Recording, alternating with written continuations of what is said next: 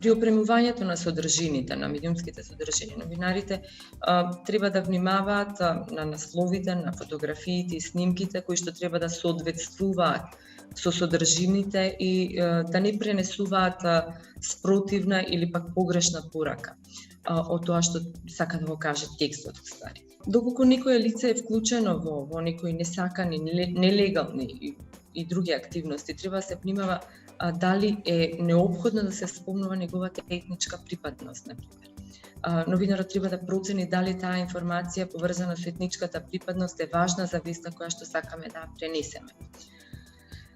Новинарите генерално треба да внимаваат да не создаваат стереотипи и генерализации. Меѓутоа потребен е нивни ангажман во создавањето на позитивни и афирмативни наративи. Редакциите треба да ги почитуваат професионалните и етичките насоки и треба да се обврзат кон ефективно сузбивање, деконструирање на наративите кои што промовираат говорна омраза, дезинформации, стереотипи со своји позитивни контранаративи. Нашето истражување, например, покажа дека без разлика што различни етнички групи се присутни во медиумското известување за време на пандемијата, сепак е повторно низ оние рамки на виктимизирање.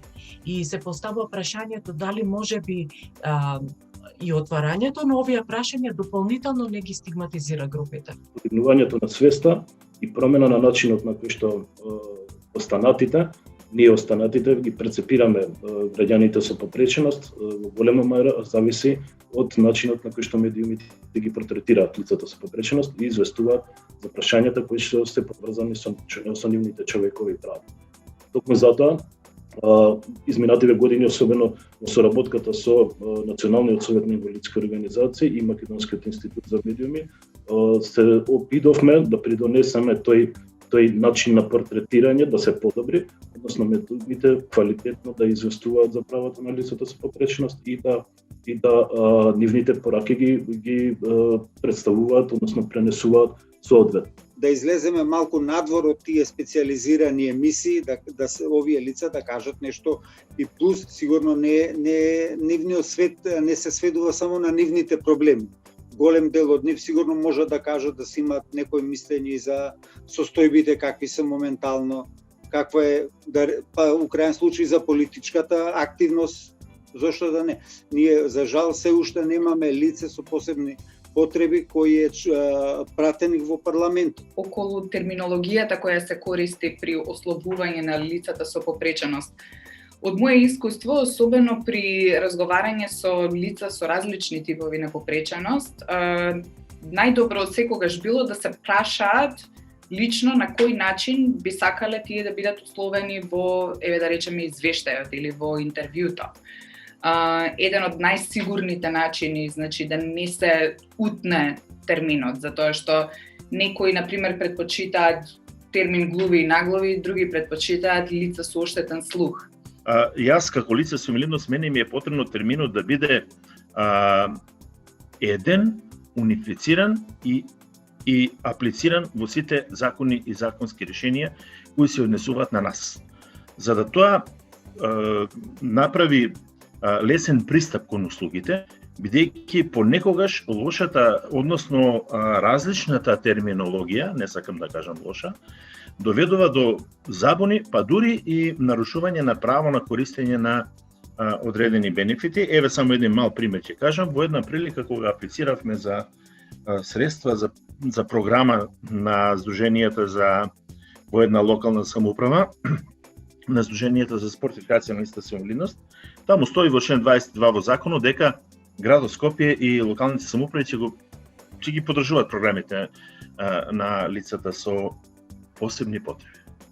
И сега, кога носиме решение таму, нели, теком на состојба, таму пишува Сојуз за спортификација на инвалиди, вика па вие не сте Сдружение на лица со посебни потреби. Во тој контекст на терминологијата согласен сум дека треба особено да бидеме внимателни, а нели ние како Совет за етика стоиме на располагање токму во овој дел да се пријавуваат тие случаи и така да на некој начин ја елиминираме таа терминологија која што ги стигматизира на некој начин овие лица. Кога излезе темата јавна сома, кога пукна скандалот, одевме нели во емисии, изборувавме многу често новинарките и новинарите, дури почесто новинарките, би рекла, голем или значителен дел од разговорот го посветуваа на самите жртви. Во смисла на како да им кажеме да не се сликаат така за своите дечковци. Зошто им ги праќале? Кој ќе ги научи жените да не праќаат експлицитни содржини? Да не се снимаат и така натаму. Тоа е утнување на поентата апсолутно. Значи, не е прашање на дали си се сликала, секој од нас има право да се слика и да праќа слики на своите, на кого сака. Но оној другиот, примачот на пораката, нема право да ја дисеминира до јавност таа порака. И тука е кривичното дело. Дека ситуацијата е подобра од порано, е подобра, има позитивен тренд. Пример, тоа пред некој ден гледав дека во 2020 година ние сме имале само една представка за содржина на телевизија емитувана каде што имаше негативно представување на родови стереотипи и тоа беше во реклама, значи тоа не беше дури ни содржина isproducirано од медиум, што значи дека медиумите генерално веќе знаат она коректното известување, можеби повеќе треба сега да се обрне внимание кон тоа, тие продлабочени анализи да повеќе да се прават со тој родов аспект. Ранливите групите имаат свои специфични проблеми, имаат своја тежина, имаат своја приказна која што треба да биде во принцип темелно сработена. Тие како ранлива категорија, ранлива заедница се помалку бројни и со самото тоа и се невидливи за јавноста. Она што е клучно, сметам дека во однос на известување на такви теми, на такви проблеми или нивна разработка е дека приказната мора да биде ослободена од сензационализам. Тоа особено важи кога се известува за ЛГБТ заедницата, тука трансродовите лица, сексуалните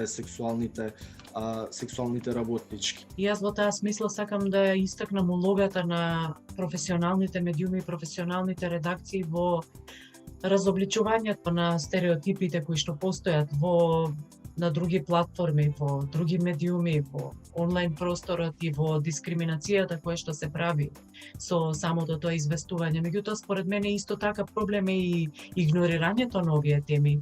Па би рекла и подеднакво силен проблем како што е и стереотипизирањето. Мене ми се чини дека тука се две теми во суштина поврзани. Првата е како да се обезбеди како медиумите да играат својата улога во прашањето на социјална инклузија, а тоа е значи вклучување во општествените токови на оние што се маргинализирани групи, ранливи по секоја основа, меѓутоа пред се маргинализирани. И втората е прашањето на представувањето на плурализмот во македонското општество. Ова оддамна го кажувам и ми се чини дека не е лошо сега да се повтори. Дел во вината е и во нашата медиумска сцена. Ние благодарение на нашата жива политичка сцена, целиот општествен плурализам го сведовме прво на политички плурализам и второ и тој политички плурализам го сведовме на две партии или евентуално две по две партии во најголемите две етнички групи.